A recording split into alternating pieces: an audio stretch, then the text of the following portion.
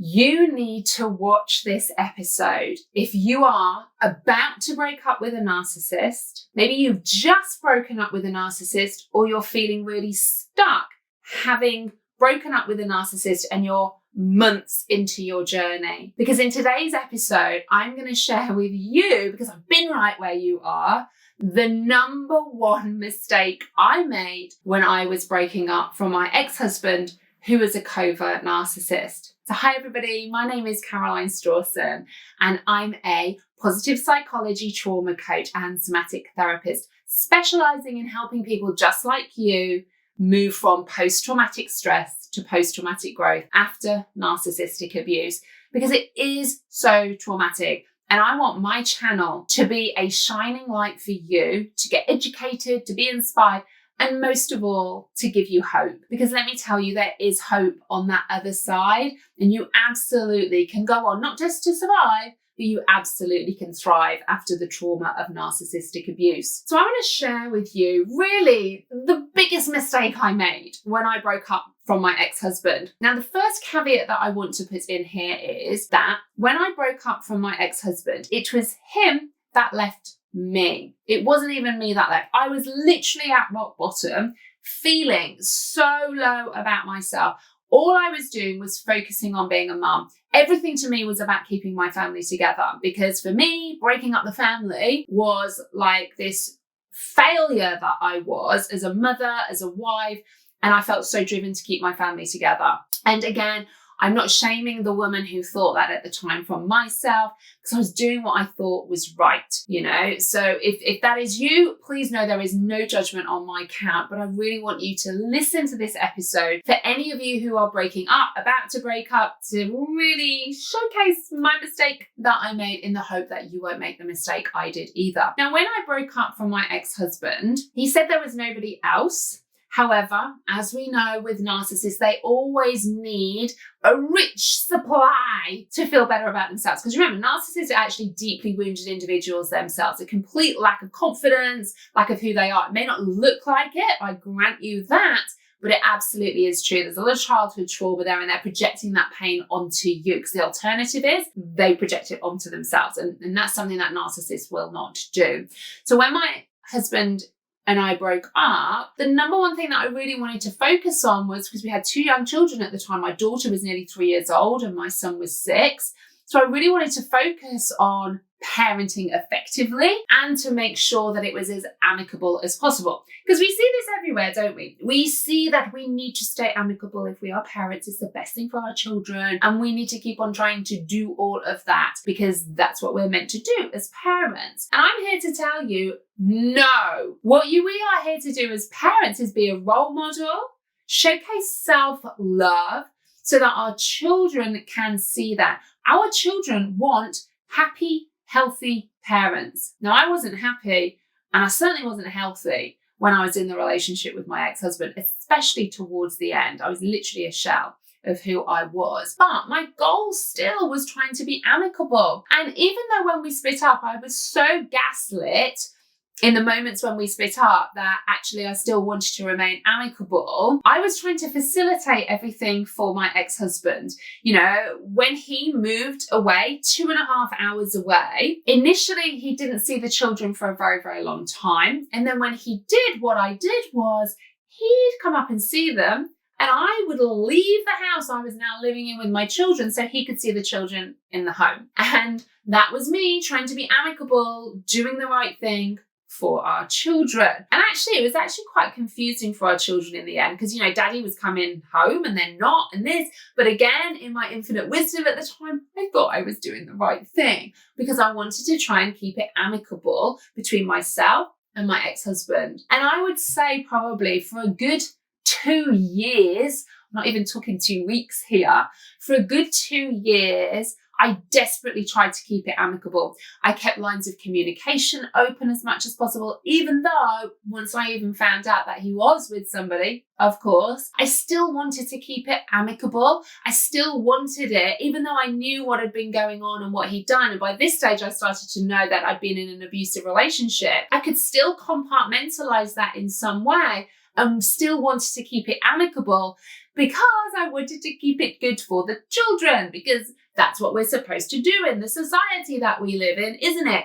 Co-parent. And again, if you're watching this and you want some tips on co-parenting or how you can't, but what you can actually do to parent effectively with a narcissist, please check out my video here as well after you've watched this, because it's really important, where in this video I share some really key strategies on how you can set up a really robust parenting plan if your ex is a narcissist as well. So I want to say to you, if you are trying to keep it amicable with a narcissist, the only time it will remain amicable with a narcissist is if they are getting the supply and you are treating them in a way that isn't actually aggravating their core wounds either. So if you are doing everything that they want to do, yeah, it's going to be amicable. But at some stage, you may start to question, or maybe you want to sort holidays out, or Christmas, or birthdays, etc., etc., etc.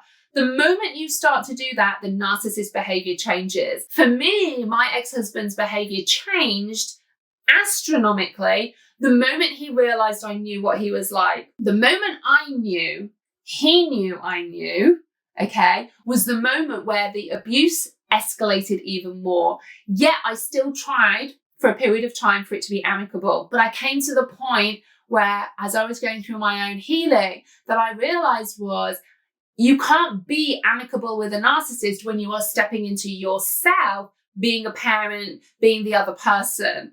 Because the only time it will be amicable with a narcissist is if you are feeding their supply, doing what they want. Okay. Now, I know that can happen at the start, particularly when we're still healing and we're going through that people-pleasing element, the fawning trauma response. But ultimately, at some stage, you will question something. That might be maybe when you're going through the divorce process. It might be around the finances or the children. The moment you start to realize that you cannot stay amicable with a narcissist ever, and I don't just mean that it's just while you're going through a divorce or a breakup, narcissists are made that they will always want supply. If you are not giving them supply, or they're not getting it from somebody else, they need to get it from somewhere. So they will have more of a manipulative part coming up, a controlling part, because they will need to get that supply from you. So I want you to recognize, if you are trying to be as amicable as possible,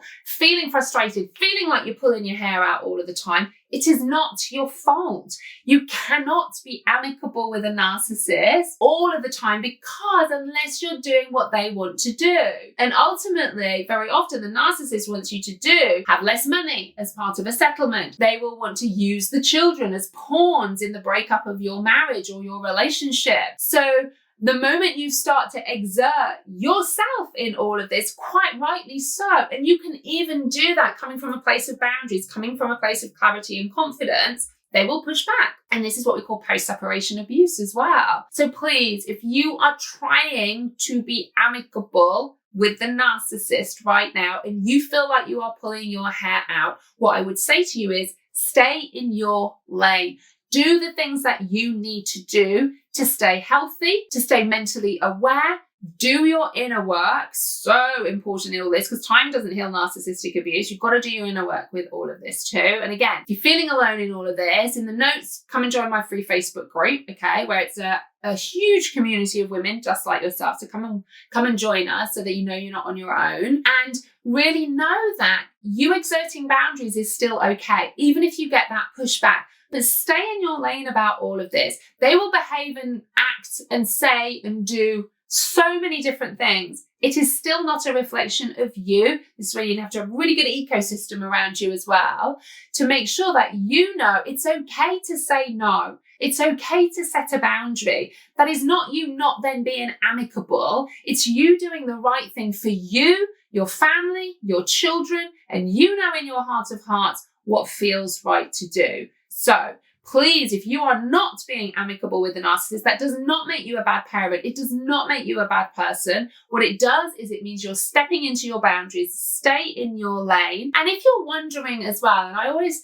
think one of the key things we want to know when we're having a breakup from a narcissist is, how are they made? Can you cure them? Will they change? Will they become amicable? Can they do all of these things. Come and watch my free masterclass on the psychology of a narcissist. It'll give you everything you need to know, literally everything you need to know about the psychology of a narcissist, because I get it. We do want to know these things at the start. We do want to know. So if you are somebody who is thinking of leaving, you're watching this at the right time. If you've just left and you are in the position I was, don't take 2 years for me, like I did, before you realize you can't be amicable with a narcissist. Do what you need to do. Do what you need to do financially, legally, with the children. That doesn't mean we can't still set up good emails where you communicate. And again, go and watch that YouTube episode I did on parenting effectively with a narcissist, because that will really help you with the strategy element of that if you have children together.